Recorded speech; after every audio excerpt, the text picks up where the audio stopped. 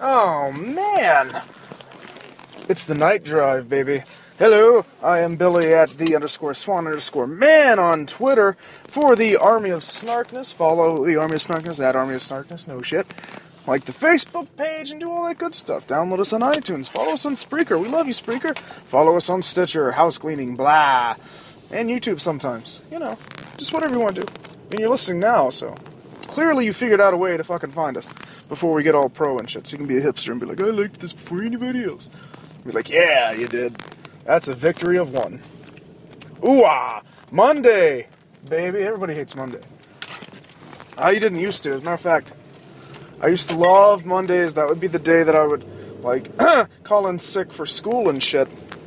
Because Monday, I could just build up to watch wrestling. That was the big thing. And I guess we'll get back on some wrestling tonight. Because last night was the Royal Rumble, and shit went down. Some people love it, some people hate it, but you'll never forget it. DDP. But yeah, that was the thing. I used to look forward to Mondays if I was legitimately sick even, because I'd be like, oh fuck, at least I'm not going to school, or if it was like a snow day, I'm like, sweet, Monday. Or if I was just, sticking it to the man, like I do, pow, I'd be like, fuck it, I'm not taking, everybody takes Friday. If you take Monday, no one thinks any wiser of it, really. I mean, sometimes, but it's much easier than Friday. Friday, everybody skips Friday. Not this guy. It depends on the day, but not this guy. It was my weird thing if I got to skip fucking Mondays, because I would look forward. This is back in the heydays of the Attitude Era. This is 98, 99, 2000, to a lesser extent 2001. Invasion fucked it all up, but this is this era, I'm in middle school to high school. This fun transitional, growing up, learning what it is to be a mark in the wrestling business. I was, over the moon. I learned everything there was to learn about professional wrestling when I first really, really got into it when I was about 12. And you couldn't stop me from soaking up all this knowledge about going back to Buddy Rogers and shit like that. I was just, if it had anything to do with the squared circle, I was in it, man. I was into it. I was figuring it out. So really, the only thing you can catch me off guard with as far as wrestling knowledge, king of the nerds, these days is shit that happened when I turned off due to just disgust of what had happened with ECW and WCW and the whole merger thing. Blah, lame, dude, lame. So yeah, that includes the beginning of John Cena's career. John Cena was already a commodity when I got back into, when I forgave enough to be like, okay, what's up? Plus, I didn't want to pay for cable and the roster a bit. I guess still a diehard Benoit fan back then, but that's one area of time where you'd probably be right. I don't know as much about Simon Dean as I'd like. Or maybe not. Maybe I don't fucking care about Simon Dean. SmackDown, I've never been a fan of the show. SmackDown. It's always been... It's not that it has a B roster. It's just not... It just never was as good, man. The colors are weird. The blue and silver just didn't... Great for the Cowboys, bad for wrestling. It doesn't attract me. And it was a one-off joke by The Rock that made it happen in the first place. And you know me and The fucking Rock, especially after the Royal Rumble. Spoiler alert, The Rock is your WWE champion. Why? I don't get it. Like, now the WWE title means literally nothing. Because he's not a full-time guy, man. Like, that's a brass ring that's supposed to be grabbed by younger dudes. That's one thing to have, like, an old legendy kind of guy come back and win it again. But it's completely worthless when he's not even a full-time roster guy. Come on. It makes CM Punk look like just a placeholder for all that time. No shit, all that time. Since WrestleMania, where he's like, I want the title now, and I'm not going to wrestle till the Royal Rumble. I'm like, fuck you. Leaves a kind of a sour taste in my mouth as a smart mark. But, it doesn't belittle the legacy of CM Punk, because CM Punk has a Hall of Fame career as we speak. And he has that nice little trinket of being the longest-running WWE champion of the modern era. I mean, if you count... Look, that belt sucks. I was hoping he would change the belt. Maybe The Rock will fucking... Somebody change the fucking belt already! It's stupid! God damn it! It's a spinner belt that doesn't even spin anymore! Come on now! Oh, my predictions were completely wrong on the Rumble. Well, sort of. And John Cena won. Ziggler wasn't nearly as bombastic in relation to the Cena win as I had thought, so whatever. And The Rock beat... Brock Lesnar was nowhere to be found. They did a Shield thing, which was neat, but... I mean, sure. He wrestled the hell out of that match. Certainly, technically speaking, I liked it a lot more than the John Cena-Rock match. That's because Punk stood toe-to-toe. Unflinching greatness. Just... My big objective for that match was, like, I want to see the CM Punk gas The Rock, and it kind of worked, so... That was cool. But... Yeah, I'd like to... The thing out... My little ritual. Skipping Mondays. It's fucking Monday. And wrestling, so... I'd skip Mondays. If I skipped a Monday, not that I ever skipped... The big thing would be, you know... Sleep in. Love it. Love sleep. I do it to this day. Sleep in a little... And then, you know, grab some food, gank some food, depending on who was home at the time. Maybe go out for lunch or something. But the big thing was I just shut in, hole up, and play, you know, WWF Attitude on N64, or... No, it wasn't Attitude. It was, shit, what was that? It's one of my favorite. Raw is War. Warzone, there you go, fuck. WWF Warzone on N64 by Acclaim. One of my favorites. I'd play the shit out of that, or I'd play the shit out of WWF Attitude on my PS1, or, you know, whatever wrestling game. I preferred Acclaim to THQ for years. The SmackDown franchise was, its only gimmick was that it had real motion music videos going on for the entrances. And that includes the N64 games. But I'm saying when it was PlayStation, was the SmackDown series, balls. They didn't get it right for years. Years! Button control was Magoo. It was a lot like Thunder, the much hyped but very poorly done Thunder. WCW, NWO, Thunder! Every time on TNT, and this was the heydays of the Attitude Era and the ratings wars. So then, you know, I'd laze about, have my action figures, have my wrestling video game, just mark out all day, just skeet. And then, yeah, of course, the team gets a jacket. So I'm jacking it, then I'm wrestling, I'm jacking it again, playing GoldenEye again, I don't know. Until, you know, it was about 7:30, 8 o'clock, and then you look forward to, you know, dinner, obviously. But then it was time of the ratings war. Nitro was a 3-hour show that was actually decently managed, believe it or not, unlike today's WWE Raw Super Show, which is exhausting. It's fucking exhausting to watch. Jesus Christ. It makes me feel bad. I don't like it.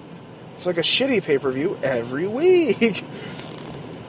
But back then you'd watch it, and TNT and USA, at least where I am, it's one channel and then the other. So it was like 15 to 16. 15 would be TNT, and then you just move up. You didn't even have to have the previous button. You just hit up, and you had your USA. And they're all live and shit. So you get an hour of WCW, and, you know, do the thing, enjoy it, and then you'd flip back to WWF and see what it had to offer. And if it was in kind of a slow segment, you go back down and see what... WCW started, you know, on the second hour when Raw was coming on. They always had something sort of monumental happening to kind of undercut WWF. Especially if it was pre-taped, like they did with the Mick Foley thing, which is a fuck-up on their end. They didn't know who they were fucking with me, but that's my own personal thing. Maybe I'll get on Mick Foley on one of these Night Drive casts. I love me some Mickey. Mickey Foley and I are, airtight. Thick as thieves. At least in my heart. Very few times has a grown-ass man broken my heart the way Mick Foley has. So, but, I digress.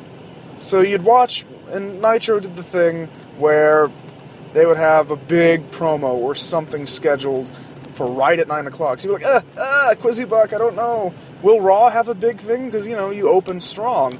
And will Raw open strong? I don't know! So that was always fun, and then you could go back and forth, and there would be fun signs, usually in the WCW side, where it's like, turn it to Raw. Shit like that. Oh, excuse me. Oh, this winter kills. But those were the good old days that, you know, nowadays, it all became monopolized and fucking homogenized. Wrestling is one brand, Impact, sure, but there's one brand with that kind of legitimacy. And all the talent, because they'll just buy the Impact guys, use them up, and throw them back to Impact again. Or vice versa, but not really. Look, if you're talking about professional grade, high-end sports entertainment, wrestling shows, it's only WWE. Impact doesn't come close. The production value's not there. Sometimes the talent on the mic really isn't there. The writing is... Look, wrestling shows don't need good writing. Clearly they don't have it, and they've lived this long, but... It just isn't there. They don't have the fan base. They don't have the air of legit. They're not even a WCW yet. And I would say part of that is poor management on their end, but it always is. But at least it's self-sustaining. That's where WCW fucked up. They had, they didn't know how to keep shit moving. They kept switching shit up and stuff, and fucked themselves over in the end. Impact isn't doing that. It's just meh. It's a very bland product. Like, you can bitch and moan about WWE being kind of bland, kind of monotonous, and, again, homogenized, but it does have an international roster, hitherto unknown to WWE or wrestling before. I mean, sure, WCW had a bunch of guys, but those were always B-carders. We're talking, on every level you have an international star in WWE of some kind. Sheamus from Ireland, all that stuff. Alberto Del Rio from Mexico. And, all the young guys that are coming up through the ranks presently. There is a lot of talent that's being used.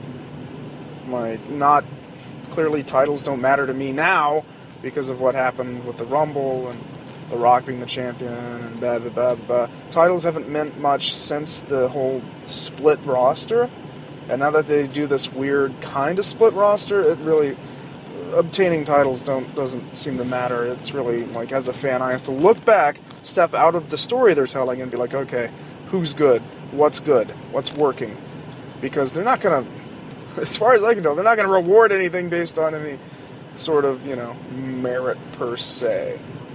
Even if it is entertaining. So I just got to watch the guys for how well they perform in the limited space that they have, because we got to have more fart jokes in the back. And I'm bitching and moaning, but it was still, the Rumble was something to behold, and it was a lot of fun. I always love catching the Rumble and Mania at the very least. I really hope I really hope Money in the Bank can become the next tentpole Big 5 pay-per-view. Because Elimination Chamber suffers from something TNA did back in the day, where, 2 to 3 matches are all predicated on this structure. But not every match deserves an Elimination Chamber match. Not every title, not every feud deserves that. There has to be a certain amount of build-up. And when it's just guaranteed there's going to be an Elimination Chamber, it kind of takes the wind out of the sails. Like, sometimes it adds an air of mystery that's fun, but in my opinion, you should build up to these things. It's like having a Hell in a Cell pay-per-view or 6 Sides of Steel, where every match was in that goddamn cage. And I was like, whatever, man. I don't need undercarders in the cell. I don't care. Look, dude, the TV title's not that important. To risk life and limb, not every feud deserves it. Not every feud gets there, and sometimes you can do a lot more with a lot less. In the ring, in any story. Any story. Doesn't even matter the medium. Again, less is more sometimes means a lot. And especially in wrestling where everything's so loud and overdone as it is, to just add that, it makes the gesture of a Hell in a Cell or some kind of gimmick match, TLC, Elimination Chamber, what have you, it makes that gimmick less powerful when someone's like, Hell in a Cell, like, oh shit, used to be a big deal. And now it's kind of like, we've had some kind of mediocre ones in the last 10 years. It's been like, what? Sort of. I don't think that warranted. Look, if you have a Hell in a Cell match and nobody gets busted, fuck you. You failed. You lose. Good day, sir. Look, man, even Triple H and The Undertaker bled a little at WrestleMania, so yeah. No sign of The Undertaker from the Royal Rumble. It's... if he's going to make an appearance and show up at Mania, right now it doesn't look like he's going to. I don't think he's going to have a match. Like, he might do some kind of wacky gimmick or some shit, but there's not enough time now to build that shit up. You can't go from No Way Out. I mean, they've done it where Elimination Chamber was the thing, and maybe. I don't buy it, though. After the last 3 or 4 matches have had all this build-up and told great stories, it would really undercut them if they did anything. So you should just stay away. Like, maybe show up at Mania as the surprise at Mania, but not have a match. He doesn't have the time, and he's injured and dead. It's a bygone era, and it died nicely. It was put to rest at WrestleMania 27? Yeah, 28? I don't remember. 28. It's 28 because 29, yeah. WrestleMania 28, great match, and it puts an end to the Attitude Era in a very nice way with a bow on top. And Mick Foley getting in the Hall of Fame this year, that's just a cherry on top of the Attitude Era for me.